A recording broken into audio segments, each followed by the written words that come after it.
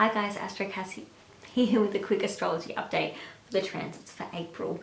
This one's for my Sagittarius rising, so let's jump into it. The sun starts off transiting your Aries 5th house, so this is just where you're shining. People are noticing how well you're doing.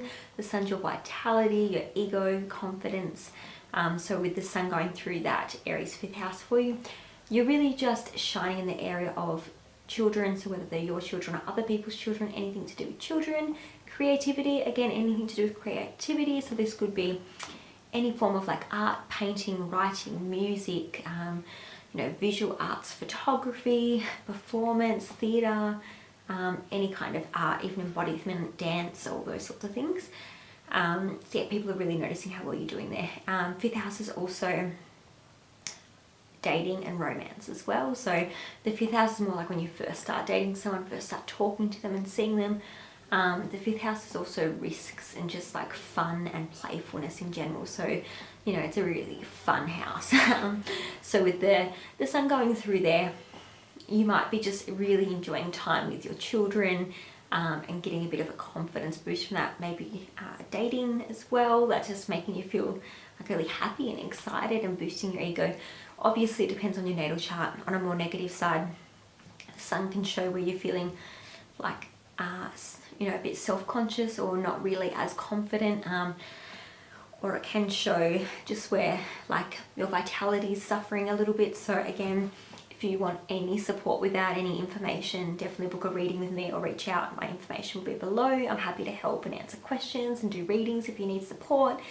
On the 21st of April though, the sun will then start transiting your 6th house, which is ruled by Taurus.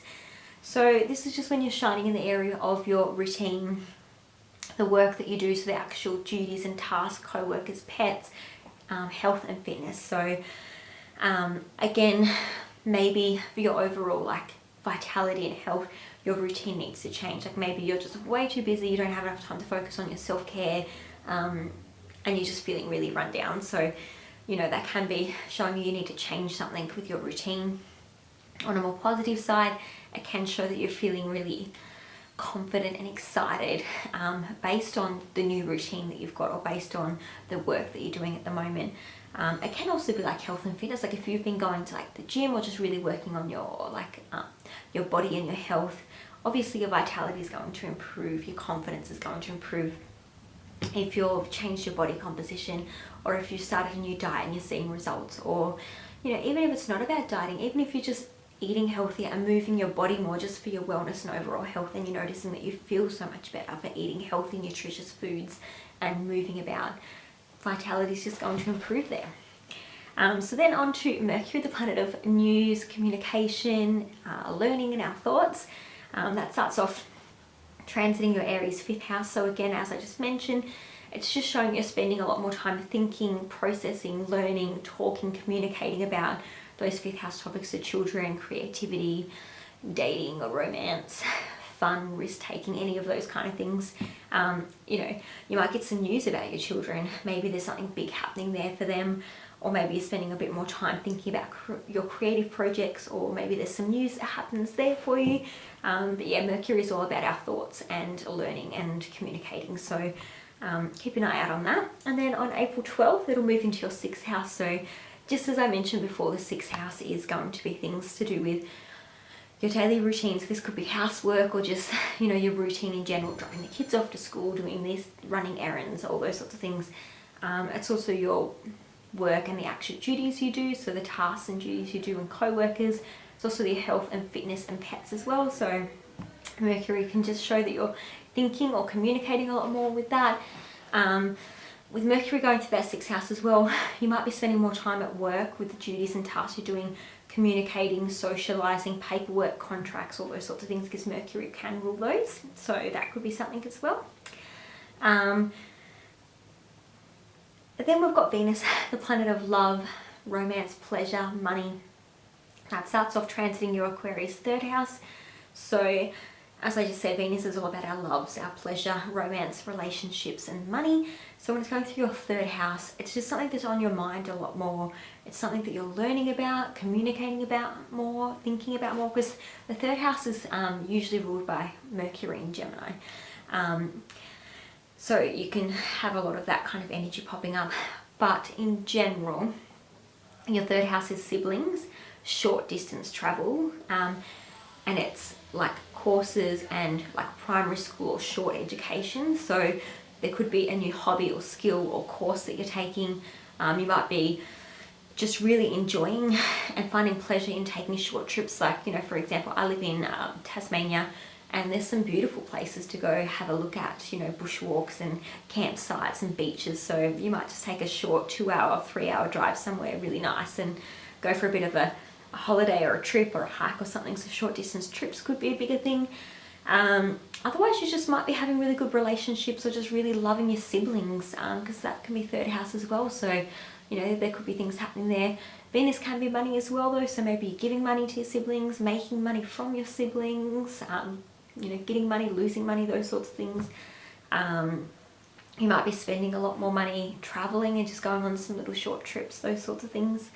But then on April 6th, Venus will move into your Pisces 4th house. So this is just showing that you're really finding a lot of pleasure and love in your home and family. So you might be finding pleasure just spending more time at home, relaxing, being a bit more of a homebody, or maybe just your relationships with your family members are improving. You're really just enjoying spending time with them.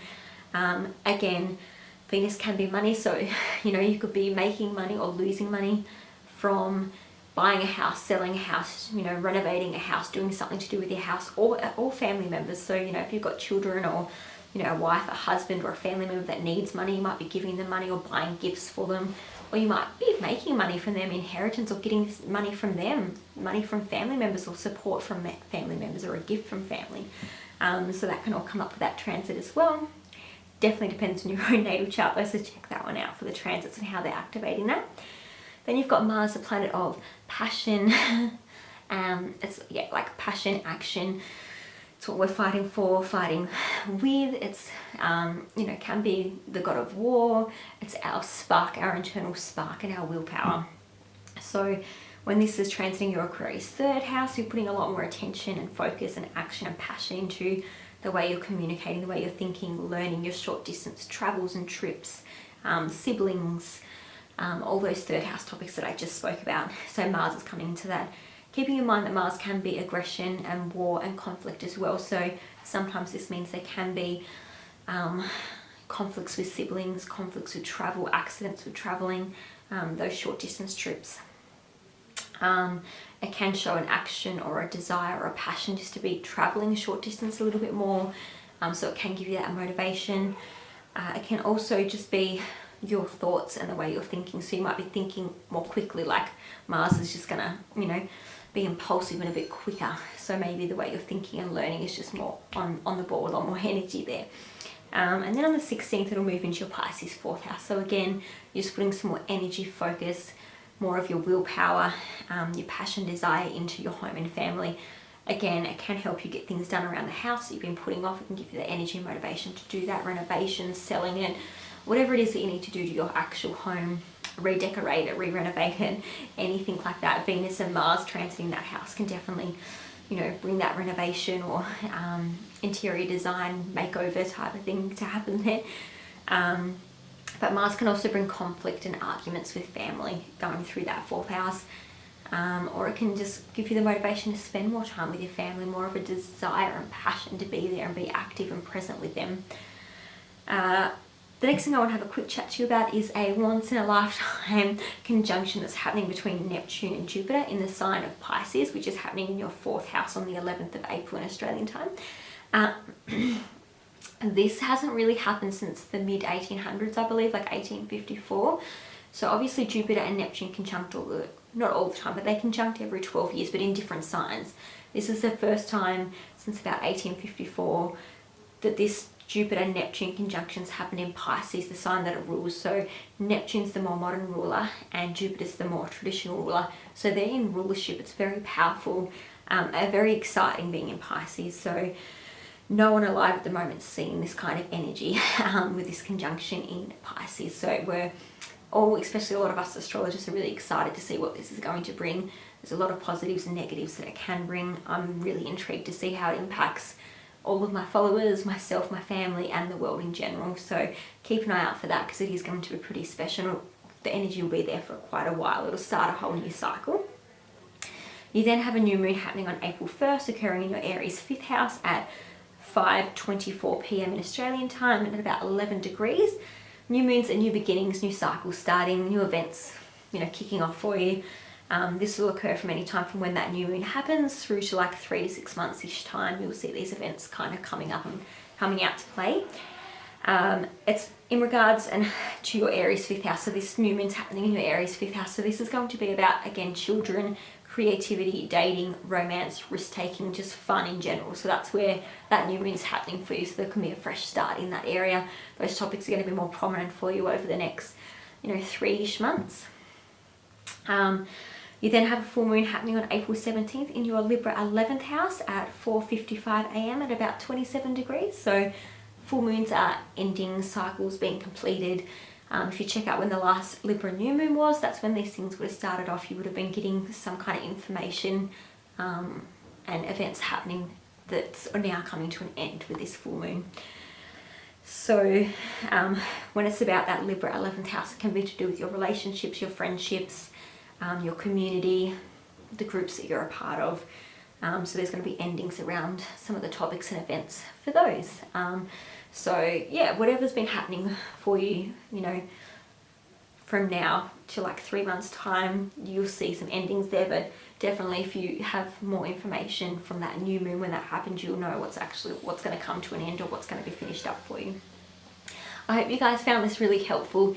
Any questions you've got, comment below, drop me some information about how this is resonating for you.